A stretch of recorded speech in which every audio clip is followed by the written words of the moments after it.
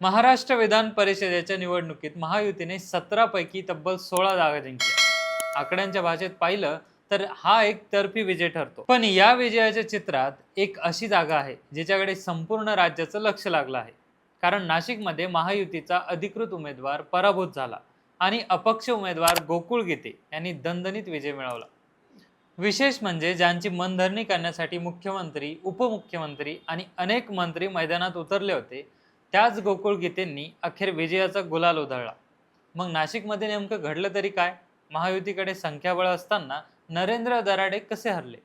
हा केवळ एका उमेदवाराचा पराभव आहे की महायुतीतील अंतर्गत राजकारणाचा मोठा संकेत? आणि आता गोकुळ गीतेंच्या एका निर्णयामुळे नाशिकच्या राजकारणाची दिशा बदलणार का?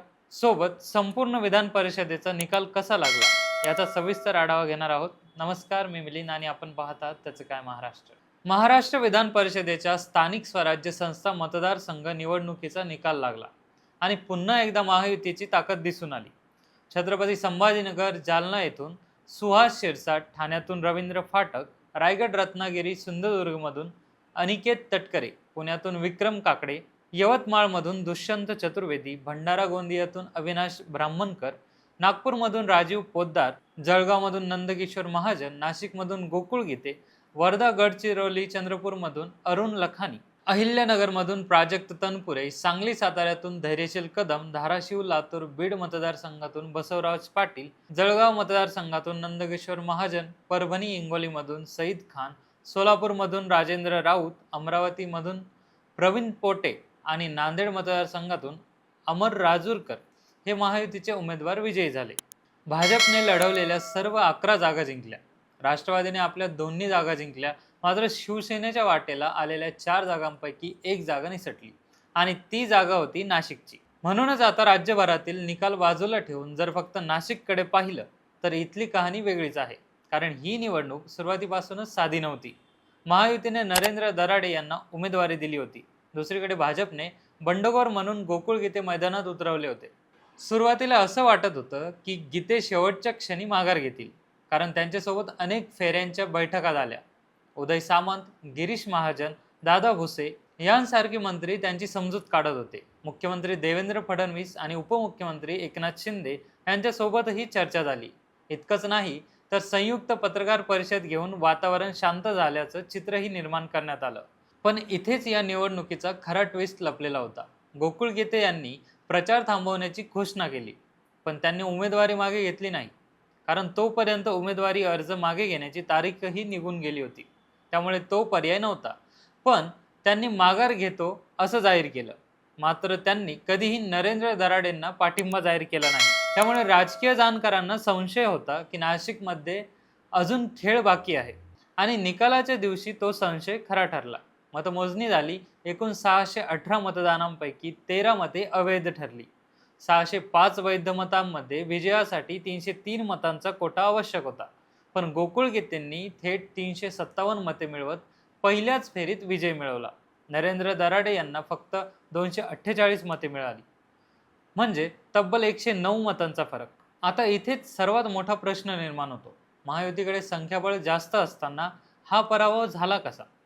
याचं उत्तर क्रॉस वोटिंगच्या चर्चेत दडलेलं आहे। कारण महायुतीतील अनेक मतदारांनी अधिकृत उमेदवाराऐवजी गोकुळ गीतेंना मतदान केल्याचा अंदाजा व्यक्त केला जात होता।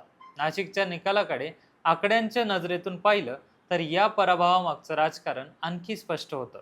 या निवडणुकीत भाजपकडे 188, शिवसेनेकडे 171 आणि राष्ट्रवादी काँग्रेसकडे 107 असे एकूण 466 मतदार होते। महायुतीचे अधिकृत उमेदवार नरेंद्र दराडे यांच्या विजयासाठी आवश्यक संख्याबळ सहज उपलब्ध होतं, मात्र प्रत्यक्ष निकालात दराडे यांना अवघी 248 मते मिळाली, तर अपक्ष उमेदवार गोकुळ गीते यांनी तब्बल 357 मतांची कमाई केली। त्यामुळे केवळ विरोधकांची मते गीतेंकडे गेली असं म्हणणं कठीण आहे।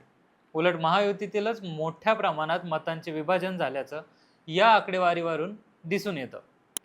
विशेषतः भाजप आणि राष्ट्रवादी काँग्रेसमधील काही मतदारांनी अधिकृत उमेदवाराऐवजी गोकुळ गीतेंना पसंती दिल्याची चर्चा आता अधिक जोर धरू लागली आहे।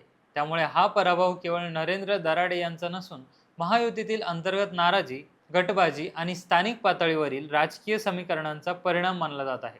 विशेष म्हणजे गोकुळ गीते यांनी दराडे यांच्यापेक्षा तब्बल 109 मते अधिक मिळवत विजय मिळवला. त्यामुळे महायुतीच्या मतदारांनीच अधिकृत उमेदवाराविरोधात मतदान केल्याची शक्यता आणखी बळकट झाली आहे. निकालानंतर स्वतः गिरीश महाजन यांनीही आमच्याकडे 450च्या आसपास मतांचं संख्याबळ असताना उमेदवाराला 250च मतं कशी मिळाली, हा तपासाचा विषय असल्याचं म्हटलं.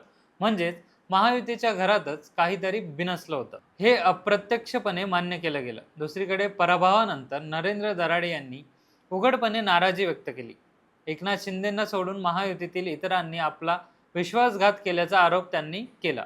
ही प्रतिक्रिया केवळ भावनिक नव्हती, तर ती महायुतीतील अंतर्गत संघर्षाची झलक दाखवणारी होती. या निकालानंतर विरोधकांनाही संधी मिळाली.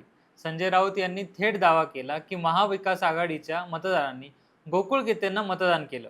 त्यांनी आणखी एक मोठा आरोप केला की भाजपमधील काही लोकांनी शिंदे गटाचा उमेदवार पाडला. अर्थात हा दावा महायुतीने फेटाळला. पण राजकारणात आरोप जेव्हा वारंवार होतात तेव्हा त्यांची चर्चा मात्र थांबत नाही. नाशिकच्या निकालाकडे आणखी एक कोनातून पाहण्याची गरज आहे. हा केवळ गोकुळ गीतेंचा विजय नाही, तर स्थानिक पातळीवरील नाराजाचाही परिणाम असल्याचा अनेक राजकीय निरीक्षक मानतात.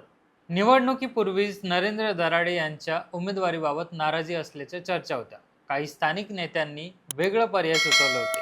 मात्र अंतिम निर्णय बदलला गेला नाही आणि त्याचे पडसाद मतदानात उमटल्याचं आता बोललं जात आहे. विशेष म्हणजे निकाल लागताच आणखी एक नवा अध्याय सुरू झाला.